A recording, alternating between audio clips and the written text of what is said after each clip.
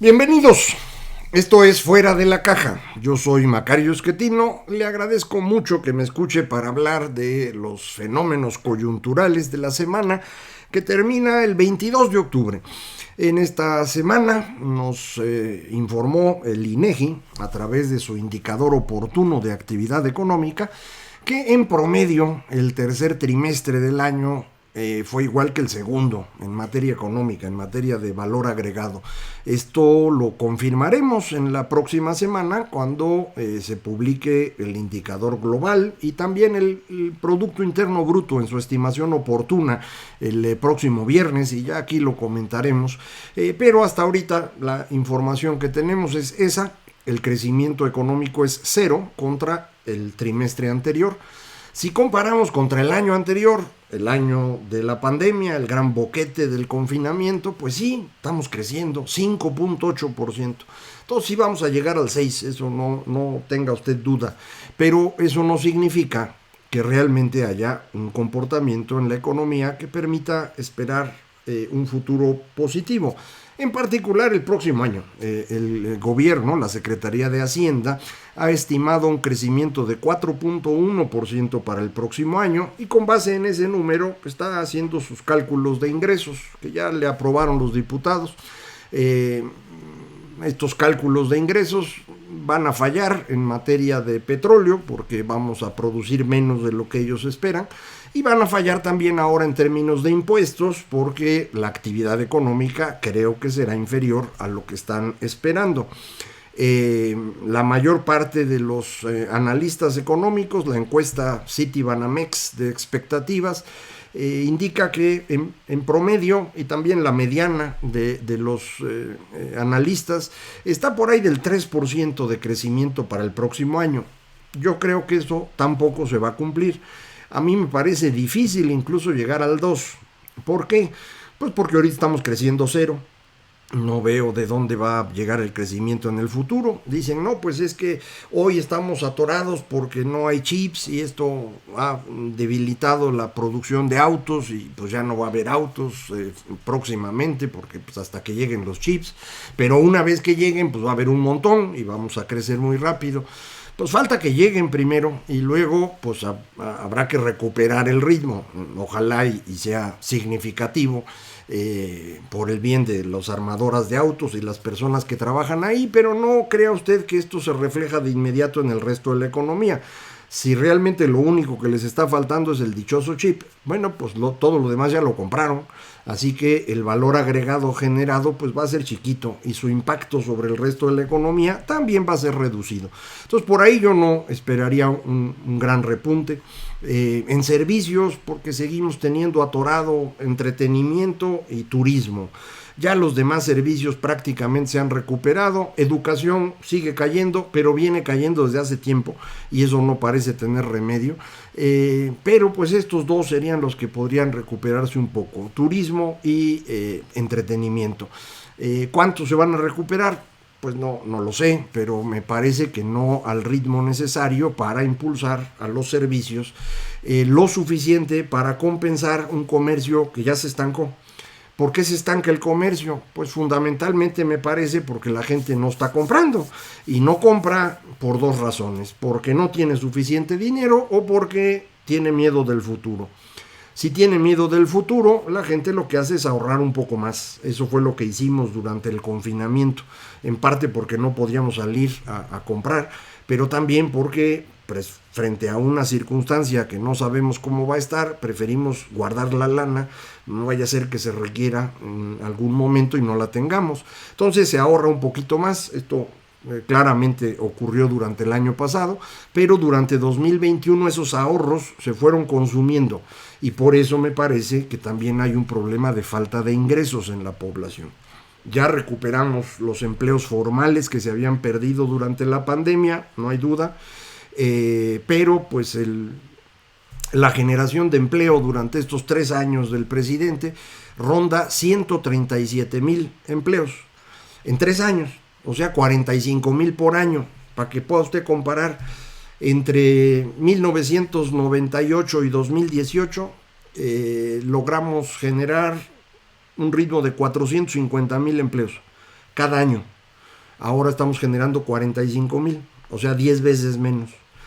Pues sí, pero es que fue la pandemia. Pues sí, mano, será la pandemia, pero antes de la pandemia tampoco estábamos generando empleos. El ritmo era más o menos parecido, un poco mayor sin duda, pero no llegaba a 100,000 pues, empleos por año, frente a los 450,000 que se generaban antes. Estos son los formales, en la economía informal es un movimiento muy, muy diferente, es muchísimo más flexible, obviamente, por eso es informal, pero el impacto notorio en la economía informal no es tanto el número de empleos como los ingresos de esos empleos. Y ahí es bien difícil medir. La medición que hace INEGI pues se hace con mucho esfuerzo, pero tiene varios problemas y no nos permite medir bien. Considerándola como está, pues las cosas no se han recuperado, y menos frente a un proceso inflacionario ya cada vez más sólido. Seguimos esperando una inflación del 6% para este año. Todos dicen, pero el año que entra se va a bajar. Pues otra vez, yo no sé por qué creen eso. Tenemos en este momento una burbuja de precios en energéticos que sí claramente debe reducirse a partir de marzo. La razón es que se acaba el invierno. Ahorita, como viene el invierno, hay una demanda mayor de energéticos en el planeta en general, sobre todo obviamente en el hemisferio norte, que es donde va a haber invierno. Pero a diferencia de otros años, ahora los países no guardaron suficiente. Todo mundo siempre hace inventarios de gas natural o de propano, gas LP o de carbón o de lo que vaya a necesitar, porque pues saben que en el invierno hace frío, pues y hay que tener las cosas listas, pero ahora no lo hicieron, o lo hicieron de manera insuficiente, digámoslo así. La razón pues es confusa. Hay algunos que dicen, no, pues es que se han querido mover muy rápido a energías limpias y el sistema todavía no da para eso. Pues a lo mejor esa es parte de la explicación, yo no lo creo. Creo que se han tomado decisiones malas. Por ejemplo, la señora Merkel decidió hace unos años que se acababa la energía nuclear en Alemania. ¿Por qué? Pues porque la gente estaba preocupada por la energía nuclear después del evento de Fukushima. Ustedes recuerdan Japón. Es una gran tontería que tenemos los seres humanos, el miedo a la energía nuclear, que es una de las más limpias que hay y una de las más seguras, pero pues la gente le tiene miedo. Entonces dijo, se acaban esto. Entonces pues había que sustituir con gas que viene de Rusia y con carbón. Y entonces esto acaba siendo pues más contaminante, pero además se complicó porque Rusia siempre aprovecha la necesidad de gas para cerrarle a la válvula y sacarle algo a la Unión Europea. Y en eso está ahorita, presionando Rusia. Entonces no es que falte gas natural en el mundo, es que le cerró la válvula el señor Putin para ahorcar a los europeos. ¿Qué pasa en China? Pues en China la mayor parte de la energía se generaba con carbón. Se acaban de pelear China y Australia, y China dijo, ya no le compramos carbón a Australia, y entonces pues no tienen carbón suficiente. Como no tienen carbón suficiente, necesitaron comprar más gas, hay que comprárselo a Putin, y resulta que no hay suficiente para China porque pues está presionando a los europeos, y además los gasoductos van para allá, no para abajo. Sube el precio del gas por la escasez, y en China el precio de la electricidad está fijo por el gobierno y el del gas no. Entonces los que usan gas para producir electricidad de pronto vieron que sus costos se elevan tanto que cada kilowatt que generan pues les está costando dinero. Entonces dijeron, les cerramos, y se acabó la electricidad. Entonces esta crisis energética que estamos viendo en este momento en el mundo tiene mucho que ver con decisiones políticas, y no tanto con problemas de escasez. El ejemplo del petróleo es importante. ¿Por qué el precio del petróleo está alto? Pues porque el año pasado estaba muy bajo, y como estaba muy bajo, se juntó la Organización de Países Exportadores de Petróleo en su versión Plus, la OPEP Plus, y se pusieron de acuerdo para reducir la cantidad que venden y con eso subir el precio. Ahora que ya subió el precio, pues deberían incrementar la cantidad para volverlo a bajar, pero no lo quieren hacer ahorita porque vienen las ventas de invierno. Entonces, nomás que acaben esas ventas, pues ya le podrán bajar, pero ahorita todavía no, y por eso tenemos el precio elevado. Entonces, no se vaya usted a angustiar pensando en que estamos frente al fin del mundo porque no va a haber energía. No, sí va a haber, la van a vender cara hasta donde aguante el mercado, En Europa el precio del gas se ha multiplicado por 5, está de locos. Aquí en América el precio ha subido al doble, que es bastante más razonable y que muy probablemente, insisto, regrese al nivel normal para marzo, abril, por ahí. Entonces ya ahí hay una burbuja, pero en lo demás no está claro por qué hay el incremento de precios. Yo sí estoy convencido que hay ya una base de inflación que es producto de excesos de demanda y de problemas en los mercados laborales, que no, otra vez, no están claros para nadie, ¿eh? No crea usted que esto es un asunto simple. En Estados Unidos hay muchos puestos de trabajo disponibles y hay mucha gente que no tiene trabajo. ¿Por qué la fricción entre las dos cosas? No sabemos. Algunos dicen, pues es porque les están dando un cheque y ya no quieren trabajar, la gente es floja, ya ve usted que ese argumento es muy frecuente. Otros lo que dicen es pues que el golpe del coronavirus es bastante más duro de lo que estamos pensando. No lo hemos querido entender. Este bicho no es un bicho respiratorio, es un bicho inflamatorio. Y entonces esto daña muchas cosas en el cuerpo, entre otras el coco. Es decir, ahí tenemos un problema significativo en materia de ansiedad, en materia de depresión, problemas que han estado enfrentando muchas personas después del COVID. Y esto puede tener que ver con el mercado. Acuérdense que estamos hablando de millones de personas contagiadas que afortunadamente no murieron, pero algunos de ellos pues tienen este problema y a lo mejor por eso no están regresando a trabajar.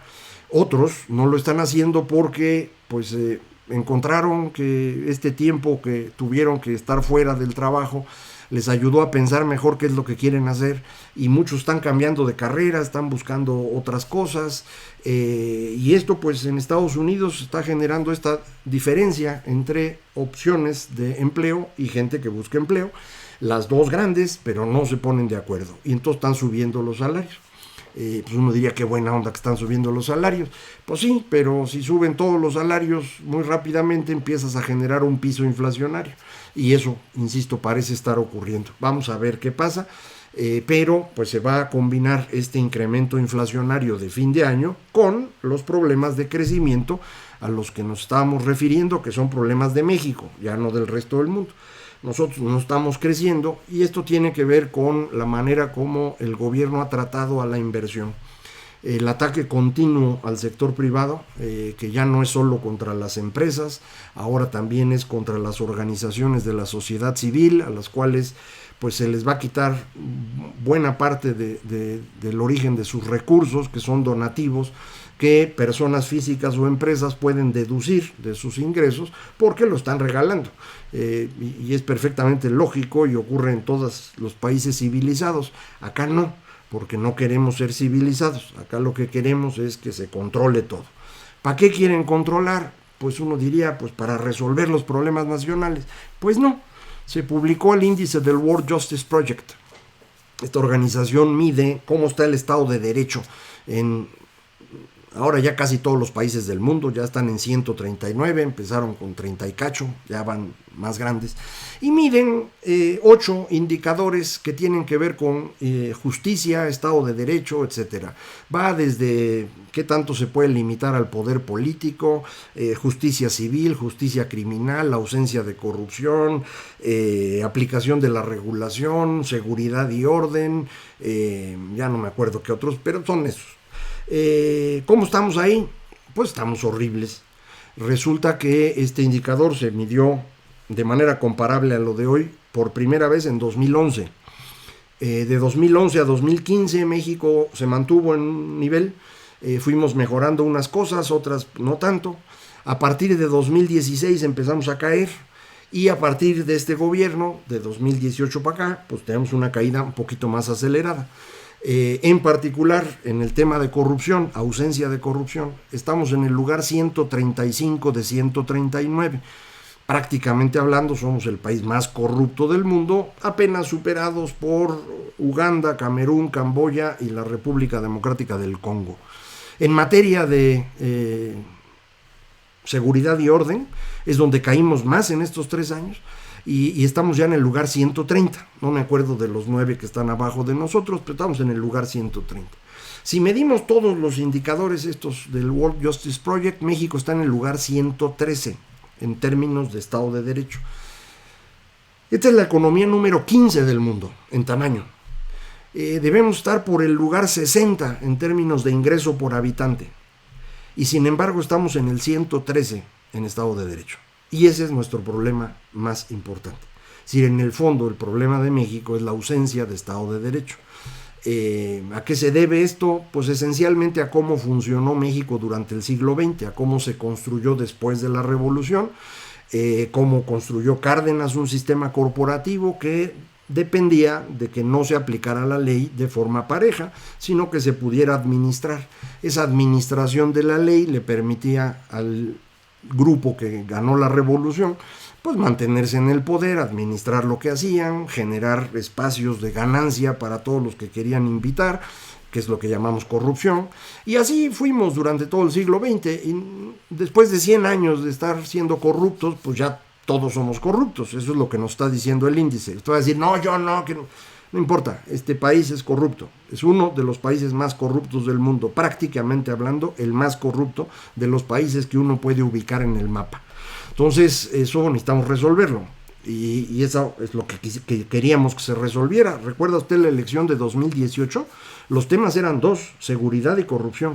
Y esos son los que se comprometió a resolver el gobierno del señor López Obrador, al extremo de que dijo que cuando ellos llegaran se acababa la corrupción y que de inmediato se iba a acabar la violencia. El resultado hoy es que ha empeorado en las dos cosas, más rápido de como había empeorado el señor Peña Nieto en sus últimos 3 años. Entonces, pues este gobierno es un fracaso por donde se le vea. En materia económica, en materia de generación de empleos, obviamente en lucha contra la pobreza, pero también ahora, lo acabo de decir, en temas de corrupción, en temas de aplicación de la ley, en temas de seguridad, todo mal, todo. Es realmente difícil encontrar algo que hayan hecho bien. Ya el otro día lo platicamos, algunas cosas no están tan mal, la recaudación la han mantenido. Lo del outsourcing fue una buena idea, acabar con eso porque había ahí mucho abuso. Algo del salario mínimo es rescatable, sí, pero en general esto es realmente trágico. Y ya son 3 años, ya no es una cosa de pues vamos a esperar porque mira, ya va a ser mejor. No, mano, ya van 3 años. Ya no hay manera de esperar más, ya está clarísimo. Y para mí lo más claro, insisto, fue la presentación de la reforma eléctrica. Esta reforma nada más consiste en modificar 3 artículos constitucionales para convertir a Comisión Federal de Electricidad en un monopolio, no solo de la generación, porque va a ser el único que compra y va a controlar a todos los generadores, transmisión y comercialización de la electricidad, sino también va a ser el órgano rector de la política eléctrica del gobierno, una empresa.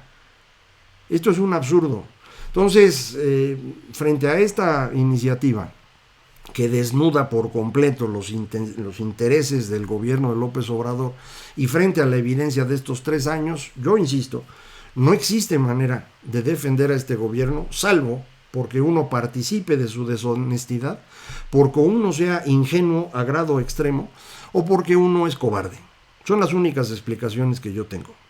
Hay quien me ha dicho, estás polarizando porque estás despreciando a los otros. Yo no desprecio nada, es la evidencia de 3 años, más lo que dice esta iniciativa. Sin esta iniciativa, yo le digo, no podría decir lo que estoy diciendo. Pero frente a lo que están proponiendo en materia eléctrica, no hay otra manera de calificar a quienes defienden al gobierno que de deshonestos, ingenuos o cobardes. ¿Qué quiere que yo le diga? Muchísimas gracias por escucharme. Nos vamos a seguir viendo aquí hasta que se pueda. Esto fue Fuera de la Caja.